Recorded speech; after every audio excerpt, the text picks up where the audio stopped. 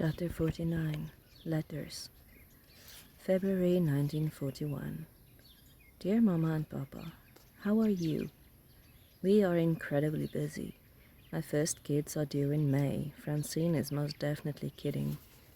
Janice is proving to be incredibly supportive. Between her and Aggie, my wedding dress is taking shape fast. We have been making do with the available materials, but it's looking much like we planned. Wesley is just the most delightful baby. Janice has visited twice now, and I think it's making Christina's baby fever even worse, poor thing. Janice seems to have settled into motherhood quite well and put aside ideas of re-enlisting in the WAF. I think it's for the best. Even though raids on our bases seem to have come to an end, I don't think it's fair to put herself at risk now that Wesley is here. I know country and winning the war is important and all that, but I feel the ones you love should come first.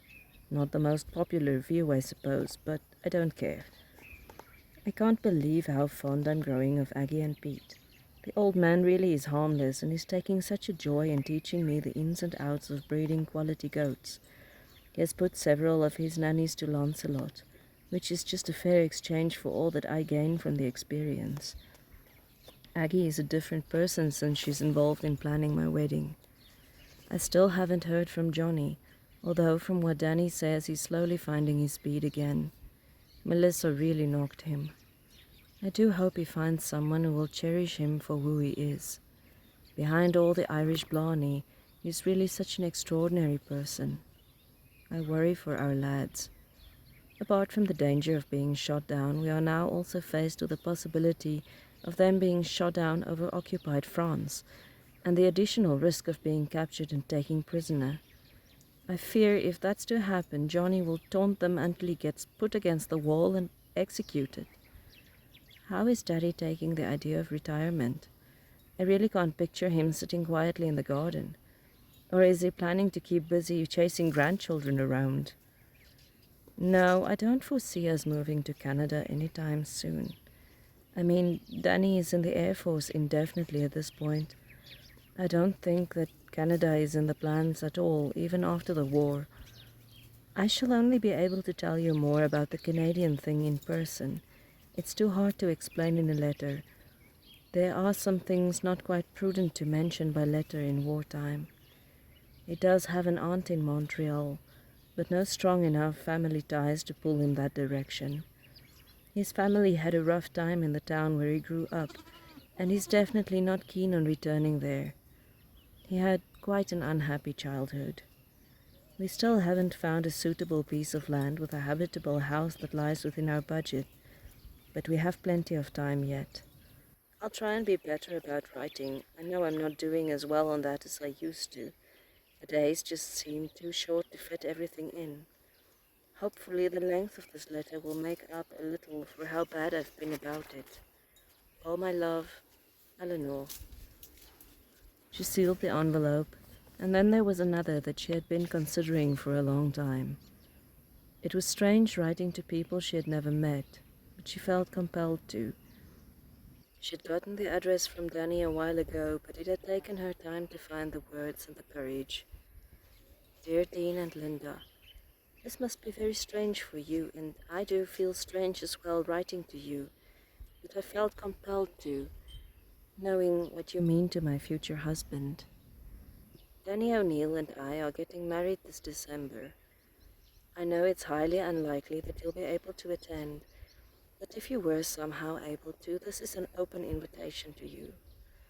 From what Danny tells me, it's pretty clear to me that he would not have been here if it weren't for you, and for that you have my eternal gratitude.